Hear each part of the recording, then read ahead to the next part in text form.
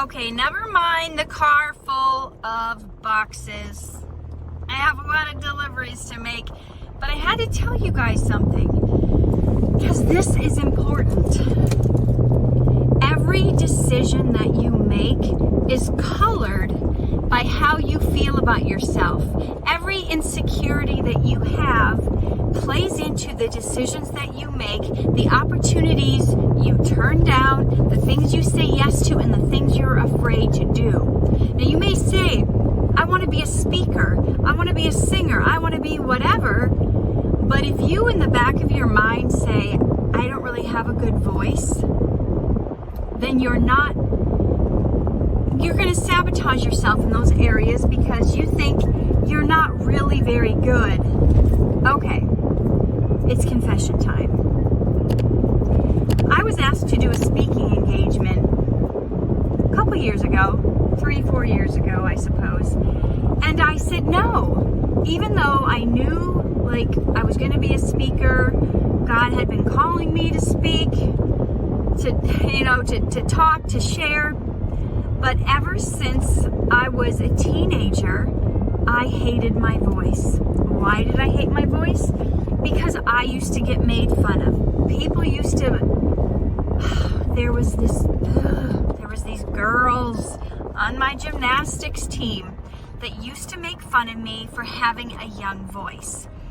And they would, on the bus ride to these gymnastics meets, they had this little song they made up for me.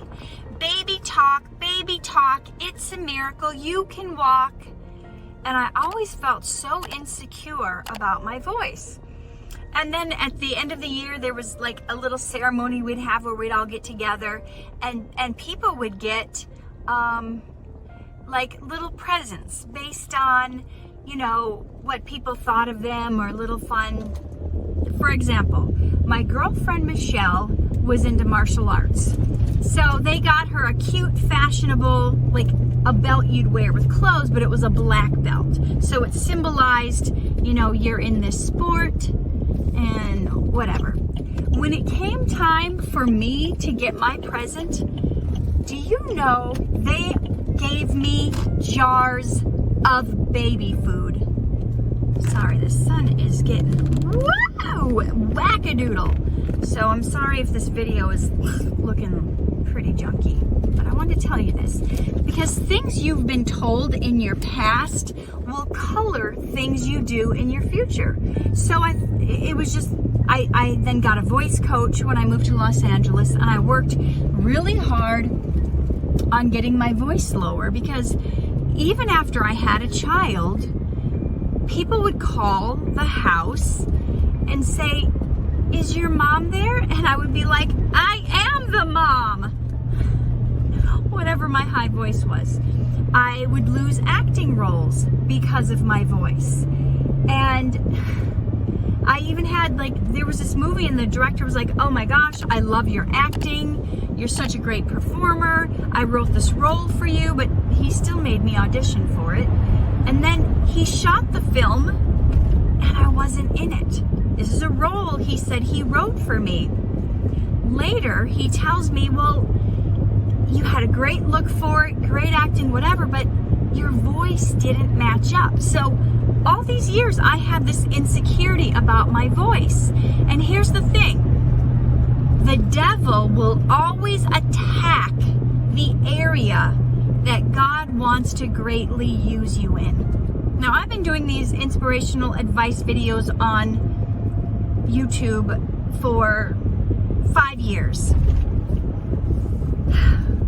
But how much sooner would I have started? And how much more of a difference would I made in people's lives if I wasn't insecure about my voice, if I didn't feel funny about speaking in crowds, if I was able to use the voice God gave me and not hate it? So here's the question for you. What area of your life are you insecure about? What area do you know you have a calling at that you feel like you want to do this thing, but you've got this voice telling you, you're not good enough. Here's why. Here's proof. Somebody says this about you. They say you're not good at this. They say you're not going to make it. They say you're not good enough at this. And you're believing that. And so you're saying no to opportunities. When doors are open for you to do that thing, you don't do it because you've got this voice. You have to shatter that belief. You have to break through it. And you have to say, you know what? This person may not like my voice. That person may not like my voice. But this is something I'm called to do. I'm compelled to do. That I feel like I need to do. And you know what? Maybe not everybody's going to like my voice. Maybe not everybody's going to think I'm a good singer. Maybe not everybody's going to think I'm good at whatever it is. I'm good at painting, or I'm a good car mechanic. But you have to do what you believe in your heart you need to do. And you can't let any of these voices or these insecurities stop you from the calling God has on your life. How much further would I be? How much further would you be if you let go of those voices that told you you weren't good enough? If you let go of that insecurity. So, let me ask you again. What is it that you are insecure about, that you think you're not good enough at, but it doesn't leave your mind? It's a desire of your heart. It's something you want to do, and opportunities come your way and you're turning them down. What is it that you need to take a chance at? What is it that you need to give yourself the opportunity to explore, even if you're not good enough? And now I'm at a place where I embrace the voice God gave me. Yes, I've worked on it. Yes, I've made sure it's not this high anymore. Not that it was that bad, but I wasn't sure of myself, and that came through in the way I spoke.